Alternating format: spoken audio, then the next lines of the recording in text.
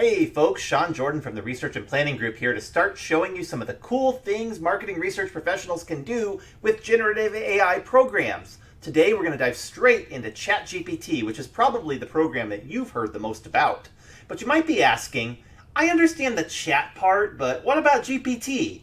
Well, that acronym stands for Generative Pre-training Transformer, which is a fancy way of explaining that this program takes input text from a prompt, consults a huge set of data that the software was trained on, and then returns an answer that it predicts will be the most likely to look like the correct one. GPT is the engine that powers the response, and the chat part indicates the sort of conversational interactions that the user will have with it. And it comes in two varieties right now. There's ChatGPT's third generation, which includes 3.5, and it's pretty good at having conversations and coming up with cool responses. There's also its fourth generation, ChatGPT 4, which is even better at it.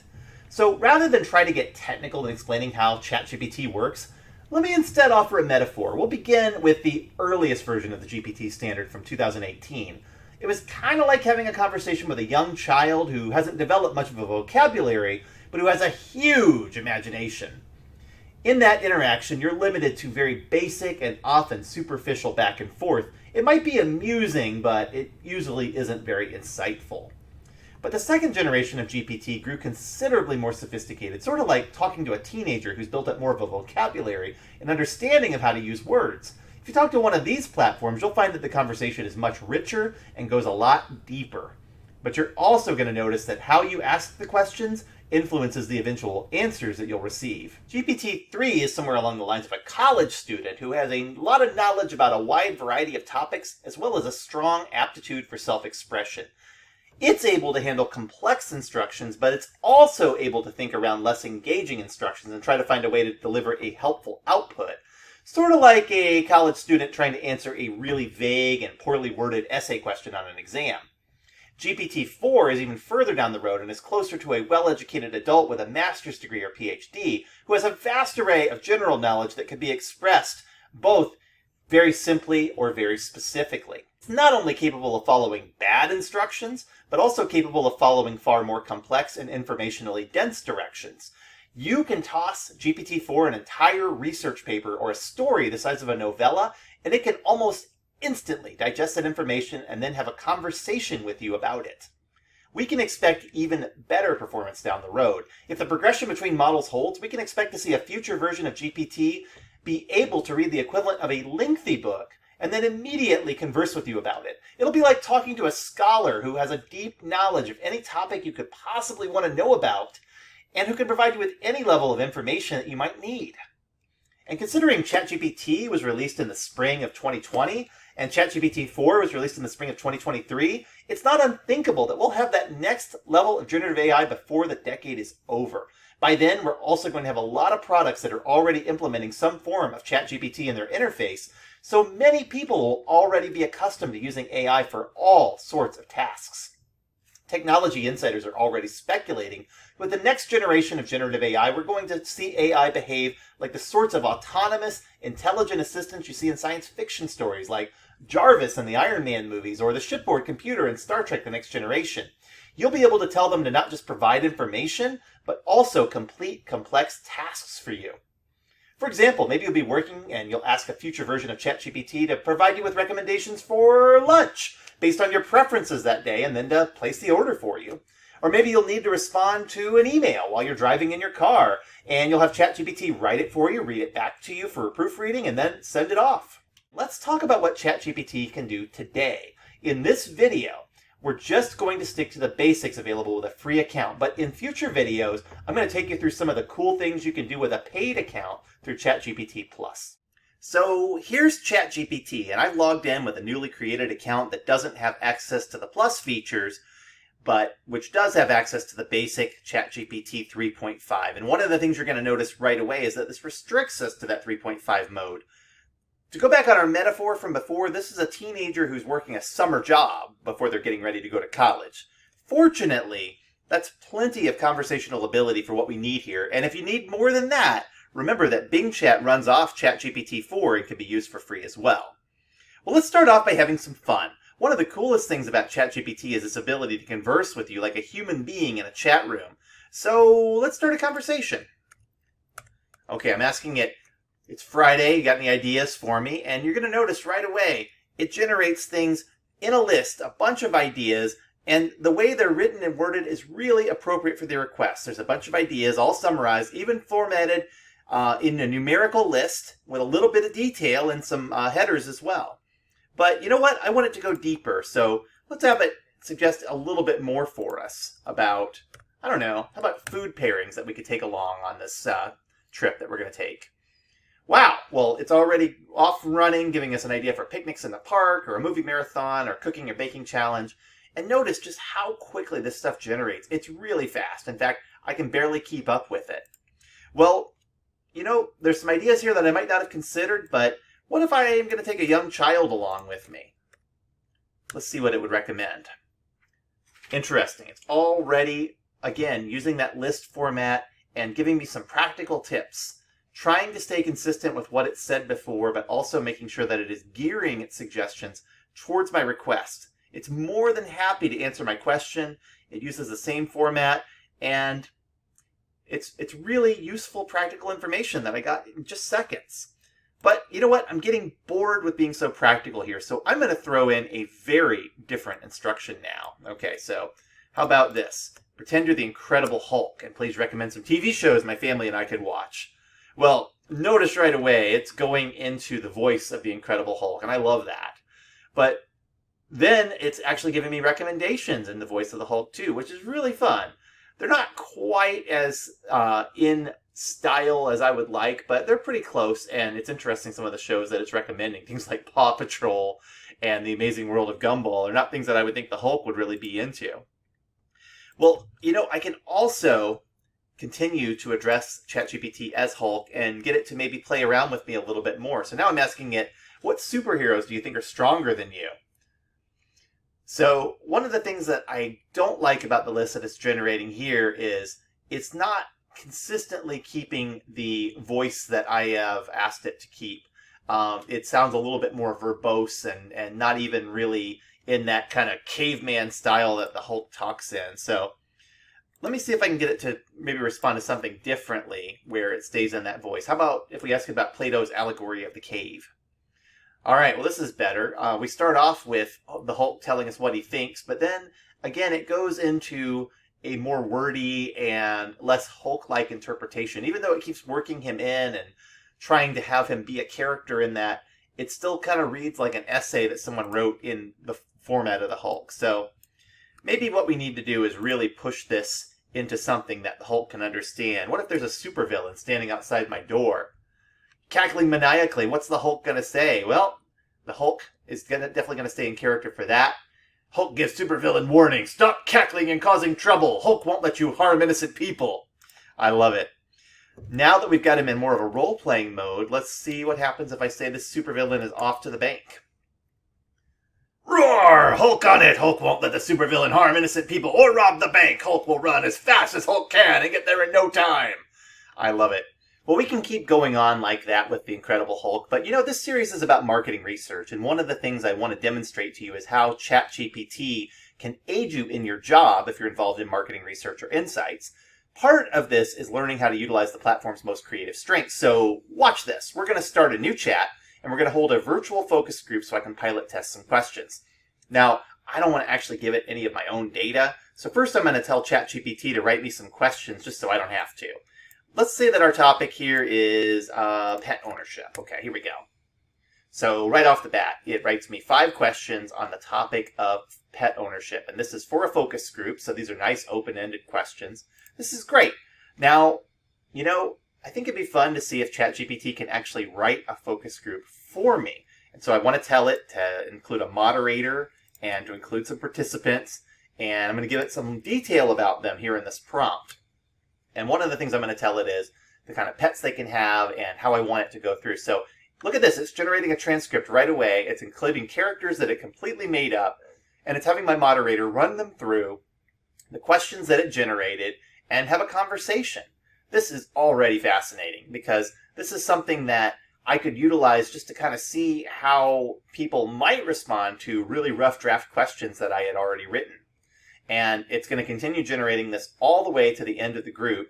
But occasionally it'll stop just because it runs out of memory, and so I have to keep pushing continue generating from time to time in order to get it to finish. Now, one of the things that you'll notice about ChatGPT sometimes is that it can get into kind of a cycle where it gets stuck a little bit. So every now and then you have to pay attention to where it's stopping and see if it's stuck and then tell it how to finish off things. But so far so good, and it looks like it actually got us all the way to the end of the group here with the moderator. That's pretty fascinating. If you think about this, in just a matter of seconds, I've pilot tested my questions with make-believe respondents, and while it's not as good as putting these questions in front of live human beings, it gives me an initial idea of how people might respond to these lines of questioning. So now, let me show you something even cooler. Okay, so let's say that I want to summarize this into a one-page top-line report, and I'm going to make up a pretend client named Mr. Katz in Dogwood. Look at this. It's generating an actual summary of the make-believe data that it just made up from the make-believe questions that it just invented, and it's putting it into something that I could copy and paste into an email. That is pretty incredible. So what I think is really neat about this is if you think about, okay, I'm doing all of this with fake data and look at what I can generate. What if I were to use real data? It's pretty neat. I just want to remind you, and I'm going to say this over and over again, don't put real data into a ChatGPT chat unless you are sure that you are okay with uploading it to OpenAI servers. We have no idea what they do with this information. We don't know how much of it is going to wind up in a data set that might be used in future versions of ChatGPT. So always make sure you disguise it and always make sure you have some kind of permission in order to utilize it. But think about the possibilities if you can.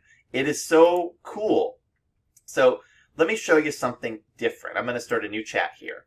And let's say that this time what I want to do is I want to have it create a survey for me that we can use online. So I'm going to give it a very different context here. I'm going to say that this is the marketing team for a company that makes specialty tires for United States automobiles, and I want it to generate a meeting between some different people in marketing positions to learn more about what could go in that survey. So here it is. It's generated a transcript with different people. We have our digital marketing manager, our insights researcher, our director of sales, our brand manager, all of which were specified in the prompt.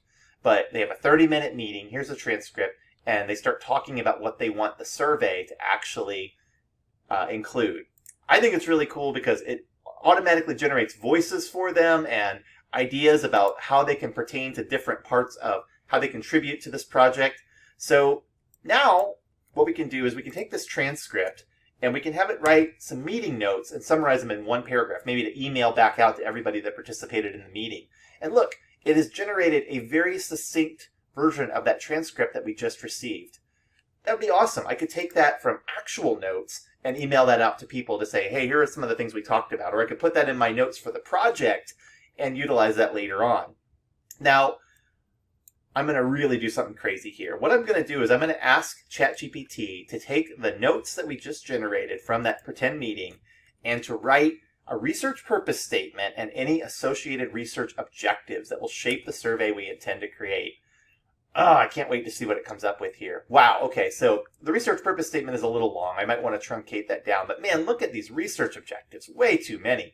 10 research objectives for an online survey is not going to work for me. So I'm going to tell it to revise that. I'm going to say let's shorten the purpose statement and distill that down to 3 to 4 research objectives. There we go. That's a lot closer to what I want. And I could take this and do something with this. But you know what? So can ChatGPT. Here's where, if your mind hasn't been blown yet, just watch. What I'm going to do now is I'm going to tell it to write a survey. A 5-minute online survey administered to a national sample of adults aged 35 to 65 who own at least one vehicle, live in areas where they're concerned about icy roads. Make sure you get demographic information. Let's see what it can do. All right, in just seconds, here I am.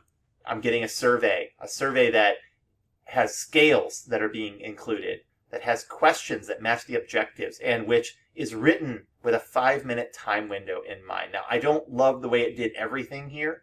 I would probably revise some of this. I might use some standardized types of question blocks and things like that. But wow, just to think that it could generate even the skeleton of a useful survey for me. But you know what it's missing? It's actually missing a screener at the beginning. So it's not giving me that information that I need to make sure that people are qualified for the survey. So we're going to tell it, hey, we need to screen for these 3 things that were originally part of the criteria. And look, it's adding in the screening questions. It's adding in termination criteria.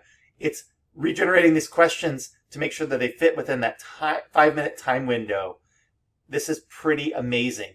And I'm really, really interested and excited to see what it can do, not with just this fake stuff that we all just made up, but with actual real life data that we might input into it. So again, we have to remember, if we're going to use this as a tool, we're not using this to replace ourselves as workers, and we're not uploading things that we're really worried about being sensitive. But what we're doing instead is we're finding ways to speed up our process. Having a skeleton of a survey makes it a lot easier to write a survey, especially when you already know what objectives the questions are pertaining to, and you know that the scales that you're using are very conventional. Beyond all of this, I just want to see, I don't even know if this is going to work, but I want to see if I can maybe get ChatGPT to help me do something else, which is evaluate my survey to make sure that it's actually going to get the data that I want. So I'm going to tell it to generate 10 responses and give me an analysis of whether or not those questions need to be revised to collect better data. And oh my gosh, it's doing it. It is generating 10 responses, some of which are getting screened out. It is actually answering the questions and building a data set. And oh, there's the analysis. Wow. And the analysis is not only telling me what works, but it's telling me where to revise the lines of questioning that it made up. That is just amazing. I can't believe this. I mean, are you excited? Are you scared? Is your mind reeling with the possibilities here? I mean, I need to ask it another question.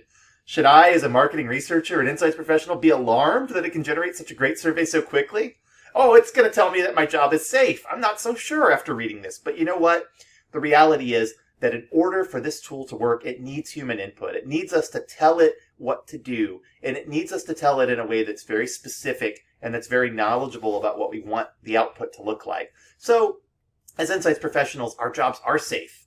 We do matter. We are valuable because this tool can only work in conjunction with our knowledge. And all of the prompts that I wrote and put in required a lot of know-how to be a marketing researcher in order to get it to generate things that were useful.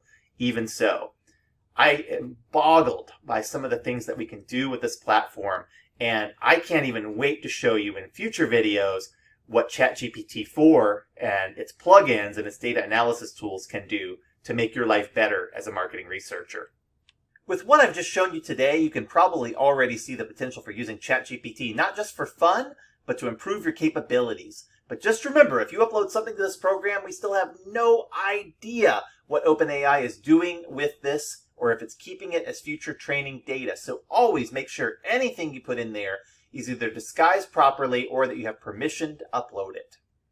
The next video in our series will be about using ChatGPT 4 Plus and its plugins. And if you thought what you saw today was incredible, you still haven't seen anything yet.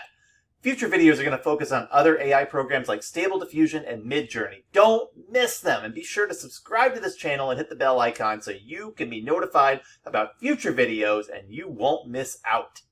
I'd love to hear what you think of this video in the comments, especially if you're a marketing researcher or insights professional like me, and don't be shy about sharing the cool things that you are doing with AI. See you next time.